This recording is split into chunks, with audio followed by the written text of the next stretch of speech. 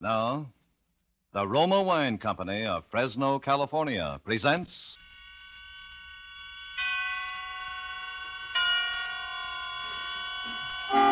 Suspense.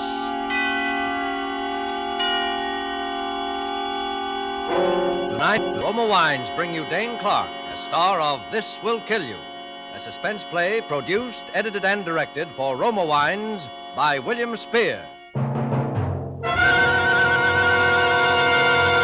Suspense, radio's outstanding theater of thrills, is presented for your enjoyment by Roma Wines. That's Roma, Roma Wines. Those excellent California wines that can add so much pleasantness to the way you live, to your happiness in entertaining guests, to your enjoyment of everyday meals.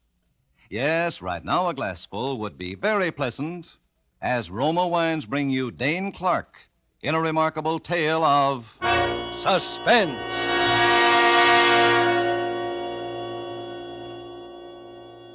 Listen, get a load of this. This'll kill you. I got a story that should be written up by one of those big magazine writers. Only mine is true. The whole thing is true, so help me. You know, they say truth is stranger than fiction, don't they? Well, get this. I was working down at the Acme Engineering, an outfit making hydraulic valves for gun turrets, and we had a foreman named Charlie Harris, one of those big, good-looking guys who thought he was a big shot because he was a boss. Well, this guy was always picking on me. Like, for instance, one morning I come to work a few minutes late, and this Harris says, Well, good afternoon, Jordan. Save those gags for Jack Benny. It's only 8:15. Well, get here at 8 and you'll be spared my sense of humor. Ain't a guy got a right to get here a couple of minutes late once in a while? Yeah, sure, once in a while, Joe, but not every other day. Oh, gee, Charlie, my alarm clock's on a bum. You know you can't buy a new one these days. Oh, save that for the teacher. Now, come on, Joe, come on, get on the ball. Save that for the teacher, he said. Always throwing up to me that he graduated from engineering school and I never even had a chance to go to high school. As if you need an education to be a smart guy. Well, I could tell you 100 guys who never even went to school could buy and sell that guy $1 million. Well, that's another story. Anyway, this Charlie Harris kept giving me the needle. Joe, can I talk to you for a minute? What is it now, Chief? Quit calling me Chief. Now, look, kid, look. I don't know what's wrong, but you're slowing up. The other boys are turning out 100 parts a day, and you're only averaging 80. Now, what's the trouble, Joe? Well, I don't know. My eyes hurt. This work gets tough on the eyes, and I gotta stop once in a while. My eyes hurt bad. You complained last week, too, Joe, and the company doctor's report said there was nothing wrong. Ah, what does that quack know? All right. Now, quit the complaints and get on the job, Joe. We've still got a war on our hands, even though you and a lot of other guys have forgotten it since Germany took the count.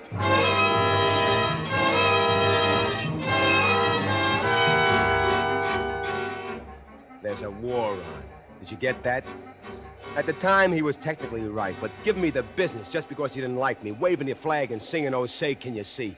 Look, I'm just as patriotic as him or any other guy. Could I help it if my eyes hurt bad? But he had to go make a big thing out of it just because I got in the habit of stepping out a little here and there, and he found out. Well, ain't a guy got a right to have a little fun once in a while, just because those Japs are still popping away? So my eyes hurt a little the next day. Is that so terrible? Are the Japs going to win a war just because I've had a little fun? Anyway, he keeps picking on me and picking on me. And one day, while I was knocking my brains out, Joe! "Oh, let me ride in the wide open spaces that I love. Don't offense me." Joe! What? Yeah? Now, look, Joe, look. I don't like playing cops, but you know there's oil and gasoline all over the place. Yeah? And that a cigarette dropped into one of those pools could burn the plant down? So what? So read the sign beside your machine. Well, I can read it, Charlie. Go on, read it. No smoking. Drop that cigarette. Why, what cigarette, Charlie? You stupid jerk! Why, I'll break your head for that! Oh, you will, eh? Okay, you exploit! Oh!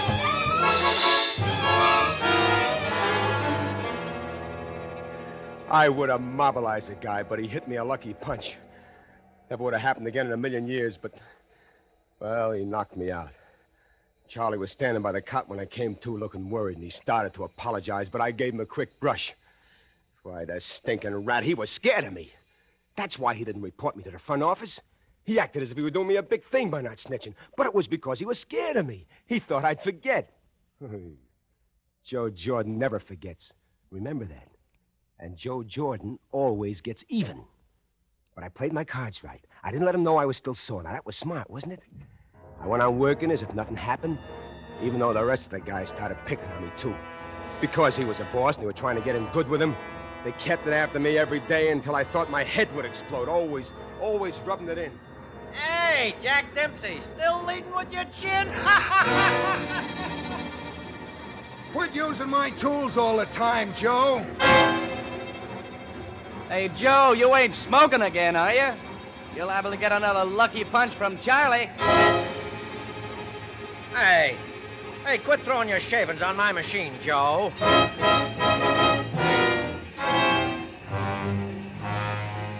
I used to get splitting headaches from the pounding on my brain. Well, you would, too, getting it from all sides like that, wouldn't you? It wasn't so bad during the day. The machine drowned out the noise in my head, but at night, that pounding would start steady like my machine, banging away all the time so I couldn't sleep. It might have got another guy, but not me. Not me. I'm too tough. And I got plans for Joe Jordan. Be a big guy someday with my brains. No foreman of some small-time outfit. Be head man of the biggest shop in town with a classy car, a big house with servants, and a beautiful wife. Yeah, beautiful wife. And I had her all picked out. Her name was Harriet Slayton. She was a stenographer at Acme. All the guys was on the make for her, but, well, she had a yen for me. Not that she ever said anything, but I can tell. You see, I know dames. Well, at the water cooler this day, I managed to bump her as I got a paper cup and... Oh, pardonnez-moi. Oh, you speak French. Oh, a little. I knew a guy from Paris, France once, and he taught me a couple of things. Cherchez la femme. Comentes, allez-vous. Quite an accent. Excuse me, Joe, I gotta get back to No, wait a minute. I got a lot of accomplishments. I'm a good dancer, too. Did you know that I took second place in the jitterbug contest at Ocean Park last year? No, I didn't. Huh? The Lindy? No, I'm sort of on the conservative side. Well, I can do the square stuff, too. We must have a dance sometime. Excuse me, Joe, I No, must get... wait, Harriet, I just happened to think, how about going on a company dance with me on Friday? I'm very sorry, Joe, but I can't. Why, aren't you going? Yes, but I have a date with Charlie. Charlie who? Charlie Harris.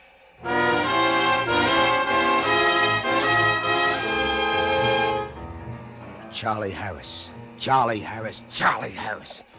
He moved into my life. Then he moved into my head and he started banging. And now he moved in with my girl. That guy was doing everything he could to burn me up. He knew I was going to ask Harry to the dance, but he beat me to it. Okay, I said to myself, I can wait a week. But I'll get to dance with that little lady, and once I get her in my arms and I show her a couple of steps, she won't want to dance with him again. Well, it was a long week, and I kept hearing reports that Charlie and Harriet were engaged. But that was just to burn me up, see? And then came the dance. Hey, didn't you bring a dame, Joe? I got a doll here, pal.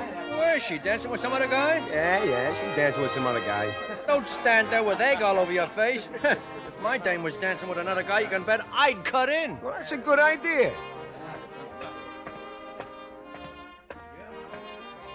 Pardon me, I'm cutting in. Oh, no, you're not, Joe. Look, I wasn't asking the pleasure of you, Charlie. Now, if you don't This mind... is our favorite number, Joe.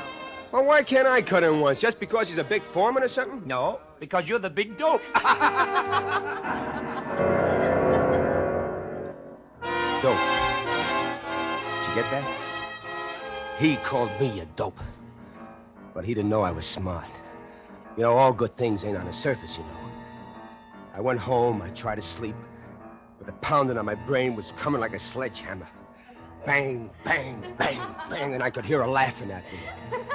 That dirty, double-crossing dame, laughing at me.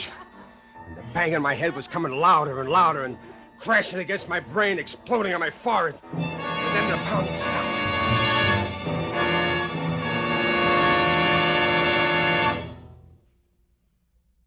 And for the first time in weeks, there was silence in my head. That soft, cool quiet, like Sunday morning when you were a kid and no one was awake in the house but you. Like Christmas night after the excitement was over and you went to bed and you thought about the new sled and the wonderful dinner you just ate. there was peace on earth, and then I got the idea. No more pounding in my head now. I was going to eliminate the cause of the pounding, kill the root. Yeah, I was going to kill two birds with one stone. Charlie Harris was going to burn for murder. And the murder? The murder of Harriet Slate.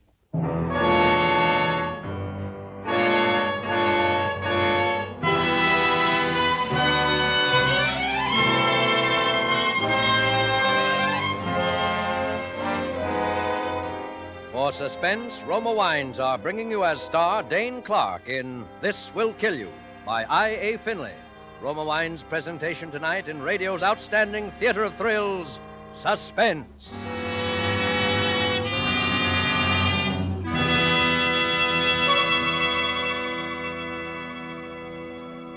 Here's a suggestion from the internationally renowned hostess, Elsa Maxwell, who says this about smart and gracious hospitality. Next time you entertain, flatter your guests by serving glorious gold and amber Roma California sherry. Perfect before dinner, perfect at any time. A most delightful wine of light, nut-like taste. Serve cool. From California's choicest vineyards come the carefully selected wine grapes for distinguished Roma sherry and all fine Roma wines.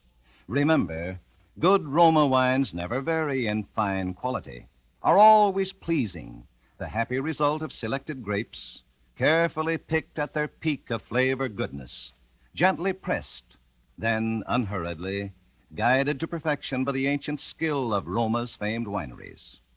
Yes, good Roma wines are always delicious, yet cost only pennies a glass. Remember, because of uniformly fine quality at reasonable cost, more Americans enjoy Roma than any other wine. R-O-M-A, Roma Wines. And now, Roma Wines bring back to our Hollywood soundstage Dane Clark in This Will Kill You, a narrative well calculated to keep you in suspense.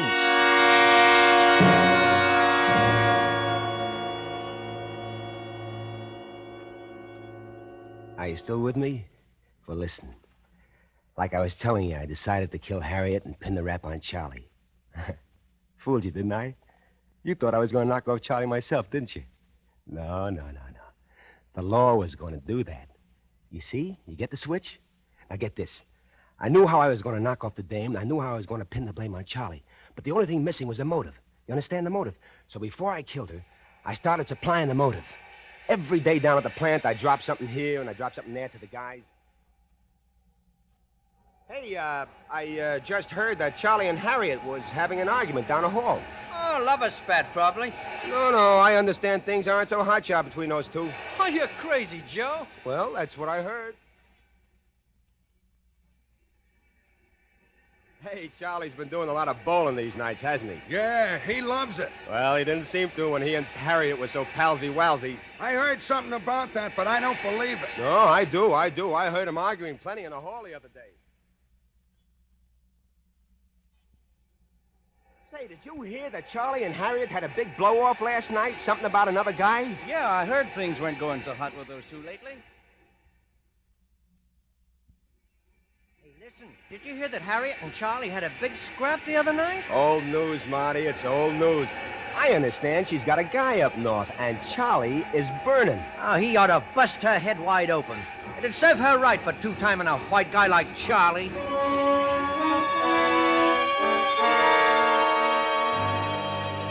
There was the motive. Signed, sealed, wrapped up in a big red ribbon. Now, was that smart or was that smart? The next afternoon, I heard Charlie making a date with her for that night. He didn't know it, but it was going to be his last date. When the 5 o'clock whistle blew, Charlie went in to wash his hands. I slipped over to his workbench. I grabbed the steel pipe he used on his drill press, and I slipped under my coat. I wore gloves so my fingerprints wouldn't show on it. Smart, huh? Only Charlie's fingerprints were on the pipe.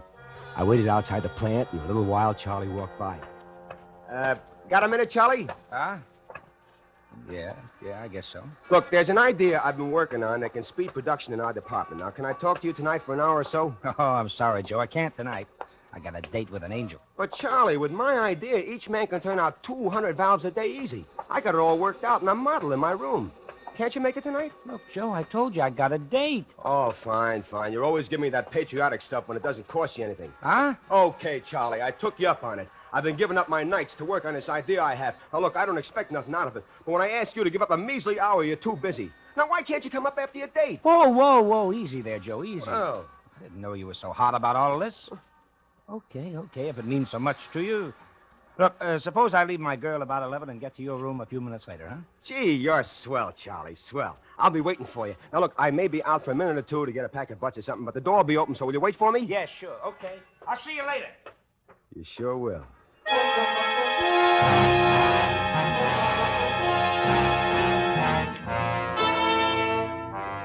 Everything was working out just like I planned. Pretty good for a dumb guy, huh? I grabbed a bite of dinner, and then I dropped over to Charlie's boarding house. He lived on the first floor in the back. I looked at his window, and it was open. Perfect. I waited until dark. I pushed up the window, and I dropped in. It took only a few seconds to find what I wanted. A handkerchief with Charlie's initials on it. I was outside and walking down the street before I had a chance to even get nervous. I killed time till about 10:30, and then I drove over to Harriet's house, and I waited across the street. In a little while, Harriet and Charlie walked up. And they talked, and then Charlie looked at his watch, and he kissed her goodnight. Kissed her goodnight. I waited for a few minutes after he left, and I walked up to her room and knocked on the door.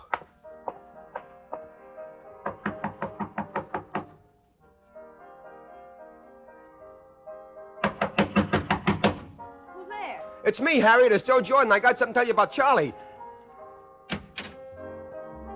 What is it, Joe? Don't get nervous. Nothing's happened. I'm just playing a little trick on Charlie. Oh, you made me scared for a second. Come on in, Joe. I was just making a little home recording of this song on the radio. You know, singing along with the band. I know Charlie will get a big kick out of it. That's your favorite song, isn't it? Mm-hmm. It's Charlie's, too. We love it. You really go for that guy, don't you? Is there any question about it? Joe, we were going to tell everybody in a few days anyway, so you may as well know now. Charlie and I are going to be married in 3 weeks when we get our vacations. Isn't that wonderful? Yeah, that's wonderful. Only you're taking your vacation a little sooner than that, baby. What do you mean? You're not marrying him or anybody else. Are you kidding? Get out of here, you big dope. Oh, I'm a big dope, huh? I'm a big dope. Joe. Joe. What are you going to do with it? Joe! Joe, no! Ah!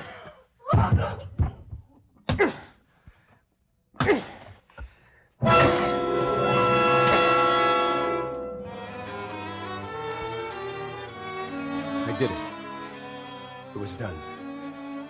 I looked at the clock. It was 11:10. He'd just be getting to my room now. 5 minutes to kill. Hey, did you get that? Now I had time to kill. That was a good one, wasn't it?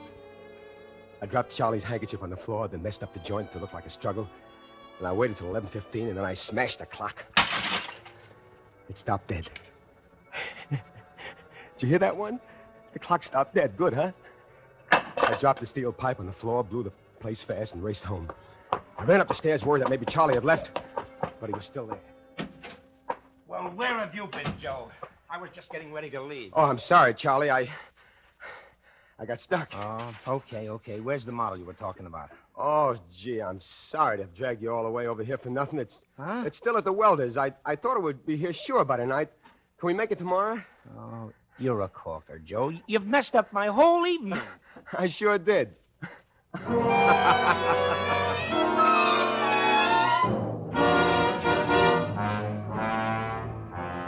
kept chewing the fat with Charlie about this and that until I was sure he wouldn't get home until late. And then I dropped off to a nice, restful sleep. The next morning, I was on the job at 8 on the dot. Charlie was there already, but that didn't worry me. It wouldn't be for long. And about an hour later, the kid from the front office came up and said something to Charlie, and he left the shop. Now, that was it. Those were the dicks, and Charlie was a dead pigeon. I went on with my work, not doing very much, just faking, you know, because I knew I was going to be next. And I was. The same kid came at lunchtime and told me I was wanted at the front gate. Got a little nervous when I saw the two big coppers, but as soon as they spoke, I felt it was going to be all right. Joe Jordan? Yeah? Yeah, it's me. I'm Lieutenant Sullivan, Homicide Squad. This is Sergeant Carter. Hello. Hop in. Hope you don't mind coming down to headquarters with us when I ask you a couple of questions. No, I don't mind. What's it all about? Where were you last night, Jordan? Last night? Well, I hit the hay early. What time? I was awful tired. I had a tough day at the shop yesterday. I guess it was about 9:30. Did you see Charlie Harris last night? No, I saw him when we left the plant yesterday about 5, but... Hey, wait a minute. Where's Charlie now? He left the shop about 10 this morning. Never mind. But he says he was in your room at 11:15. He says he was in my room at... Well, maybe he was. No, Charlie Harris is a white guy. He don't lie. If he says so, then he's probably right. I thought you said you went to bed about 9:30. Well, I did. Maybe I was asleep when he came, and maybe I was talking in my sleep when he was there. You know, I wouldn't want to do anything that contradicts Charlie. Say, what are you guys trying to pin on me? If Charlie's in a jam, I got to know what he said because I got to back him up. Save it, kid. Tell me, do you know Harriet Slate? Why, that no-good two-timing dame double-crossing a good guy like Charlie. Why, you know, he was telling me yesterday when we left the plant yesterday that he was going to get us settled last night once and for all. As a matter of fact, he... Say, what are you guys smiling at? Did I say something? Why, did I say anything to make Charlie... Did Charlie... Smart, huh? I handled that smart, didn't I? Do you see now how I worked the whole thing out? Every little detail? Remember now how I planned it that night in bed when the pounding stopped like I told you before? Oh, the trial was a cinch. The DA had all the evidence he needed and a little more. Charlie was with her that night? Proved. The steel pipe was his, wasn't it? Proved. There were his fingerprints on it, wasn't they? Proved. And the motive? The boys in the plant furnished that. They were perfect witnesses. They liked Charlie. They tried to help him, but they had to admit the stories that were going around. And the piece de resistance, that's French, you know, was the way I knocked his alibi for a loop. Now do you see why I smashed the clock at 11:15? Do you? It was airtight. Charles Harris, will you rise and come before the court? Charles Harris, a jury of your peers have found you guilty of murder in the first degree, and I...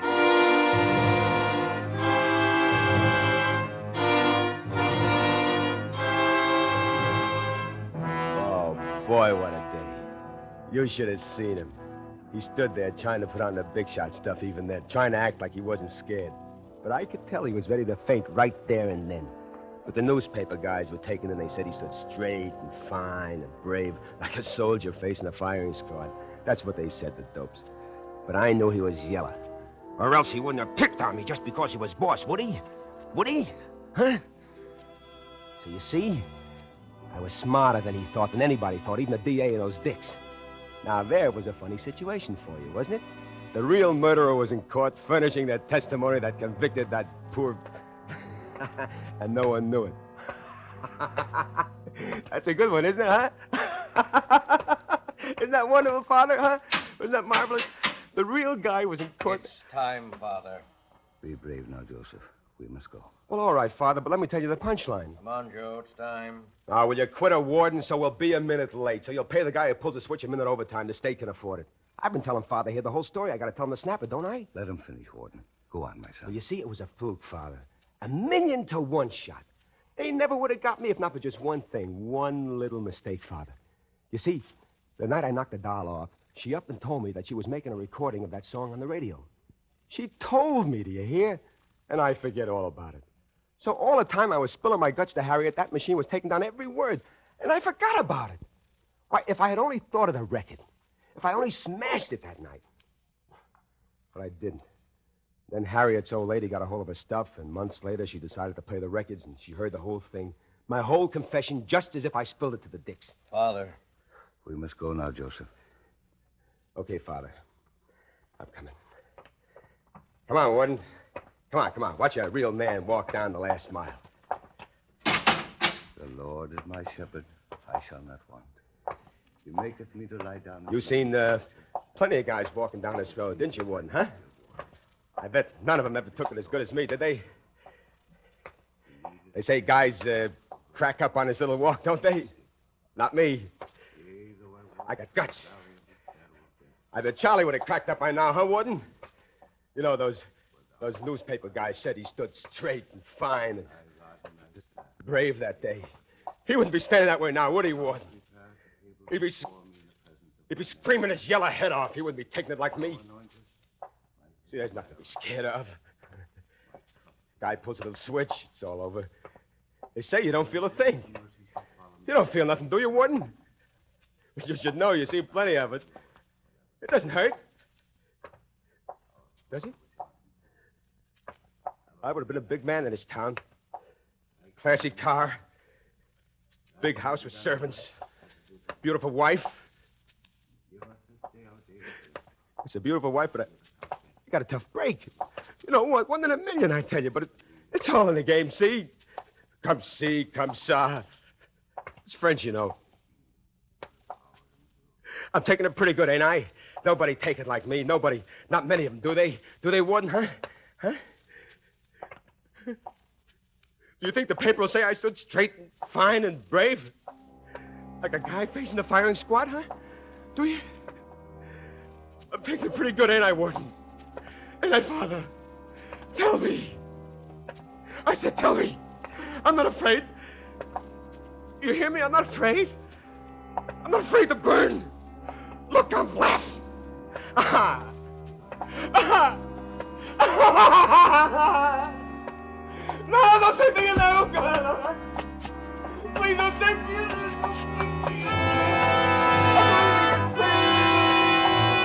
I don't take me alone, doctor.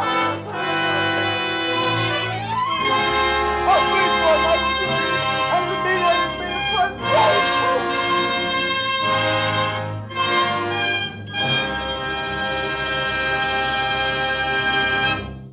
Roma Wines have brought you Dane Clark as star of This Will Kill You. Tonight's study in Suspense. Before Dane Clark returns to our microphone, this is Truman Bradley for Roma Wines, the sponsor of Suspense. As the temperature goes up, so does the popularity of tall, frosty, thirst-quenching drinks. And as Elsa Maxwell recently said, one of my favorite iced drinks, and one everybody enjoys, is the delightful to look at, delicious to sip Roma Wine and Soda, made with distinguished Roma California wines. And, Miss Maxwell might have added, made so easily, too. Half-fill tall glasses with Roma California Burgundy or Sauterne. Add ice cubes and sparkling water and a bit of sugar. And for a decorative touch, garnish with fruit or cherries.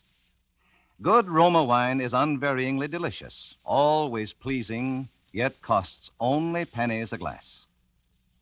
And next time you use vermouth, choose Roma vermouth, sweet or dry. Zestful, full-flavored Roma vermouth is blended and developed with all the traditional wine-making skill of Roma wineries, is made and bottled in the heart of California's famous vineyards, yet surprisingly low-priced. Try Roma vermouth soon, won't you? This is Dane Clark. It's been a great pleasure, as always, to make an appearance here on Suspense.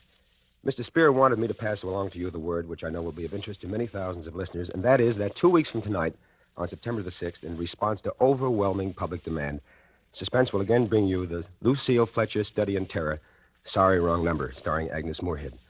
That's the show you remember about the woman on the telephone. It's certainly one of the landmarks of radio. Next Thursday, you will hear Peter Lorre in a suspense play, which also promises to be most unusual. I know you will want to be listening, as I will. Dane Clark appeared through the courtesy of Warner Brothers and is currently being seen in their production, Pride of the Marines. Next Thursday, you will hear Peter Lorre as star of Suspense, radio's outstanding theater of thrills. Presented by Roma Wines, R-O-M-A, made in California for enjoyment throughout the world. This is CBS, the Columbia Broadcasting System.